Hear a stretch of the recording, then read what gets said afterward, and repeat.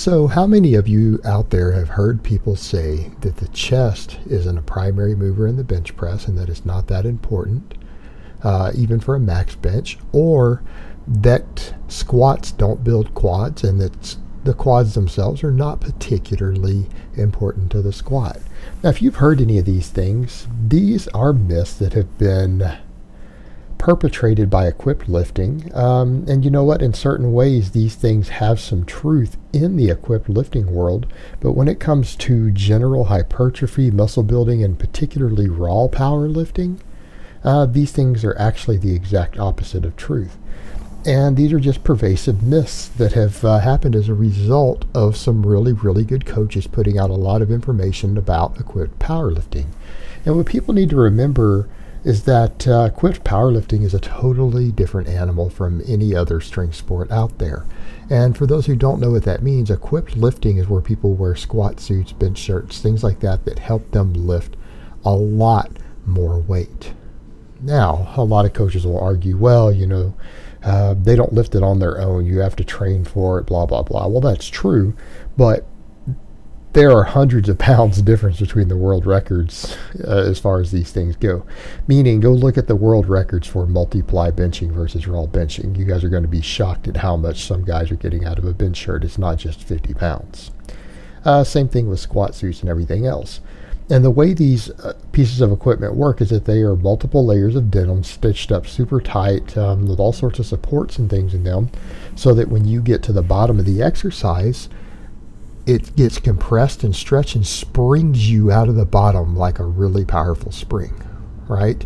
Well, the problem with that is that it creates a totally different strength curve, and it even changes the bar pass and the mechanics of the exercise. So it absolutely changes the muscles involved.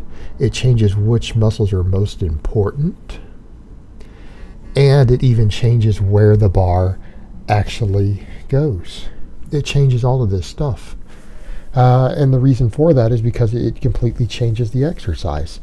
And when you think about it from that perspective, it starts to make sense. Like when you think about the fact that your quads and your glutes are usually what get your squat started. But when you have a suit on, that when it compresses, you have to sit down a different way.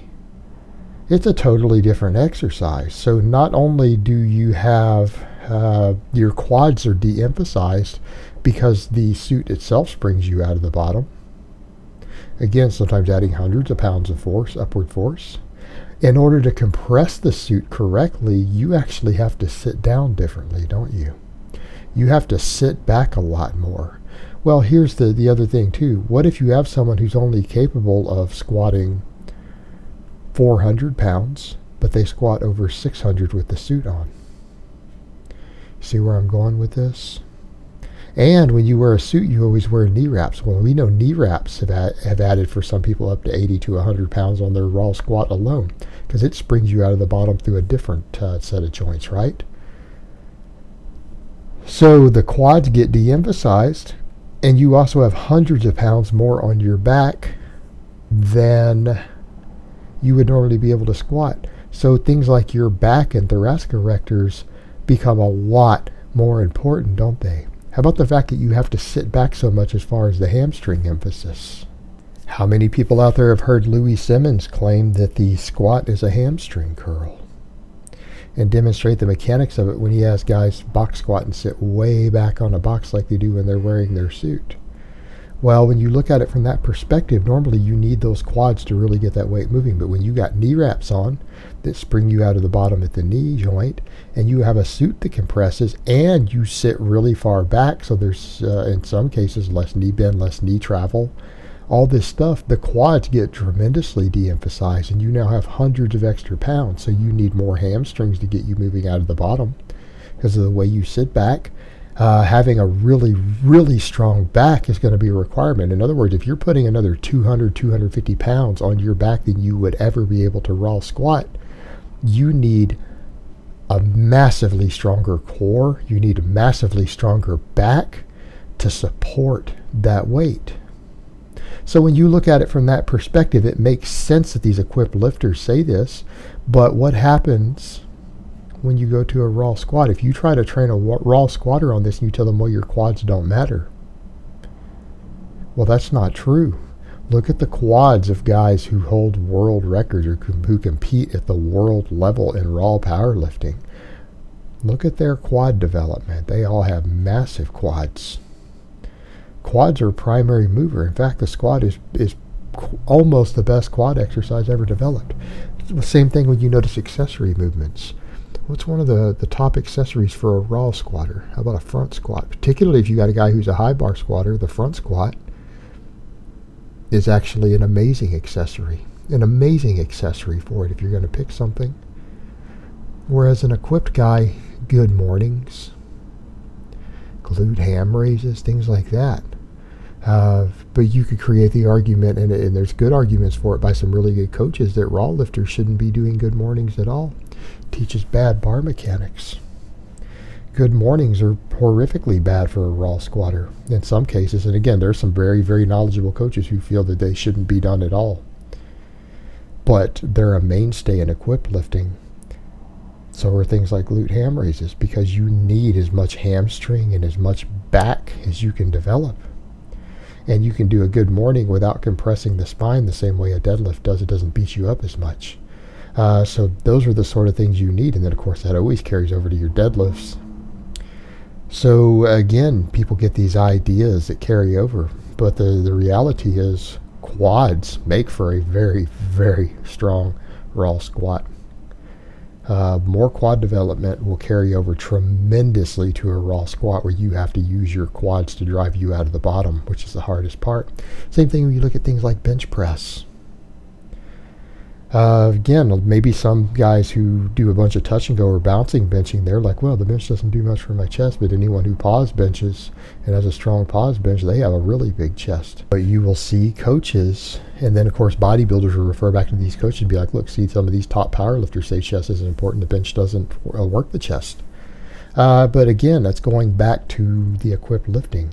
When your max bench is 400, but you put on a shirt and you bench 600 or 650, because the shirt launches it out of the bottom for you, and you just have to get the bar path right, and you need a hell of a lot of tricep to lock it, because the shirt itself replaces probably 50% of the work the chest has to do. You need all that lockout strength at the top. So these guys use all this accommodating resistance, band work, reverse band work, chain work, board presses, things that make those triceps real strong at the lockout, so that you're stronger at the points to where the shirt adds less and less to the exercise. And then people say, well, what about the lats? Well, you know, having strong lats can help you stabilize yourself on the bench. It's not a bad thing. Having strong lats is not a bad thing for a raw bench. But the reason it's such a heavy focus for an equipped lifter, they have to pull the bar to their chest. That's how powerful the modern shirts have gotten. The modern shirts have gotten so powerful that sometimes 500 pounds on the bar will not properly compress the shirt to where the bar touches your chest. You have to row the bar to your chest. You have to row the bar to your chest. Well, if that's the case, you better have a lot of strength and work capacity on rowing, shouldn't you? The exact opposite of your bench press. Rowing takes a real high priority there. So from that perspective, for an equipped bencher, lats are extremely important. They help you pull that bar in tight, and pull it in tight so that it's not just the bar compressing, so that you can control it on the way down as it compresses the shirt, because you are pulling the bar to where you need it to go. Because that's the other thing. If that bar slips out of that bar path where the shirt gives you the advantage, what happens? The shirt doesn't work right, and you could get hurt very, very badly when you have 200 more pounds on the bar than you're capable of bench pressing, and you slip out of the perfect groove for that shirt. You're going to be in trouble. Rowing becomes very important. Having insanely strong triceps becomes very, very important. In fact, triceps are more important than chest when you've got on a multiply shirt. But because of these things, all of these myths get perpetrated, and what do you see? You see guys who are training for raw powerlifting, training with chains, training with bands, doing partials, putting all their efforts on their triceps, all their efforts on their lats, on their hamstrings. And there's nothing wrong with having those. Hey, having strong hamstrings, having strong triceps, having strong lats will help you with your raw lifts. They'll help you be stronger all around. They'll help you be a better athlete. But they are not going to help you to the degree that building your pecs up will for a raw lift, or that building your quads up will for a raw squat. I mean, they're still important. They're just not as important. These things have all been reversed. And you see people who are training for raw lifting who get caught up in this, and it ultimately hurts their progress.